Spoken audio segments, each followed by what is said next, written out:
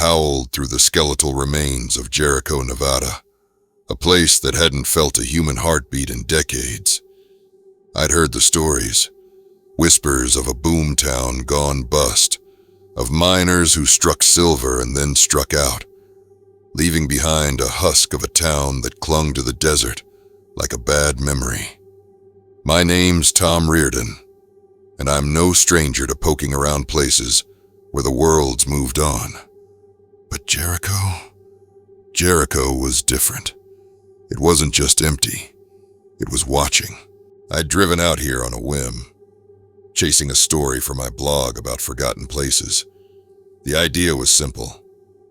Spend one night in Jericho, document the experience, and get out before the desert heat turned my Jeep into an oven. The town squatted in a valley between two jagged hills, a scattering of clapboard buildings and sagging roofs that looked like they'd been bleached white by the sun. The main street, called Silver Vein Road, according to a rusted sign, was a ribbon of cracked earth, lined with structures that leaned into each other like drunks. A general store with a caved-in porch, a saloon with a door hanging on one hinge, a church, its steeple tilted like a broken finger pointing at the sky. Jericho had been born in 1873, when a prospector named Amos Jericho hit a silver vein so rich it made men weep. By 1875, the town was bursting. 3 saloons, a hotel, a schoolhouse, even a newspaper. Families came, dreams in their pockets, and for a while, Jericho was alive. But the silver dried up by 89, and so did the people. A fire in 92 took what was left, scorching half the town and leaving the rest to rot. By the time I got there, all that remained was the kind of silence that presses against your eardrums, thick and heavy, like the world holding its breath. I started my tour at the general store. The windows were long gone, replaced by boards that had warped and split. Inside, the air smelled of dust and something sour, like old leather left to molder. Shelves sagged under the weight of time, littered with rusted cans and broken glass. A ledger lay open on the counter, its pages yellowed, ink faded to ghosts of numbers. I ran my finger over the last entry. August 14th, 1892. 2 Ulb's flour, 1 tin coffee. J. Harrow. Whoever J. Harrow was, he'd been one of the last to leave. I wondered if he'd known the end was coming.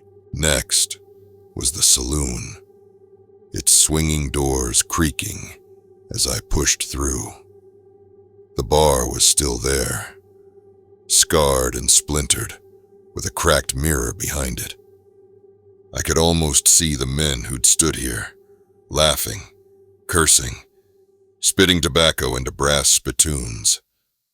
A piano sat in the corner, its keys warped and silent. I pressed one, half expecting a note, but all I got was a dull thunk.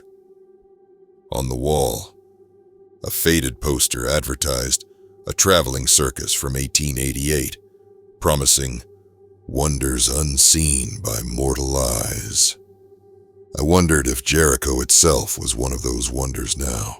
The church was the worst. Its pews were overturned, hymnals scattered like dead leaves. The altar was bare, but a faint outline of a cross lingered on the wall, where the paint had faded around it. I found a child's shoe in the aisle, small and cracked, and for reasons I couldn't name, I didn't touch it. I just stood there, feeling the weight of the place, the way it seemed to lean in, like it wanted to tell me something. As the sun dipped below the hills, the town changed. The shadows stretched, pooling in doorways and alleys, and the temperature plummeted. I set up my camera to catch the twilight, the way the light bled out of the sky, leaving everything gray and sharp. The wind picked up, whistling through the gaps in the buildings, a low moan that sounded too much like a voice. I told myself it was just the desert, just the emptiness playing tricks.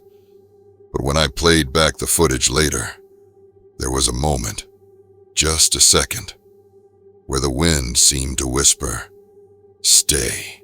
The locals in the nearest town, 30 miles out, had warned me about Jericho's stories. They said the miners who died in the '92 fire never left.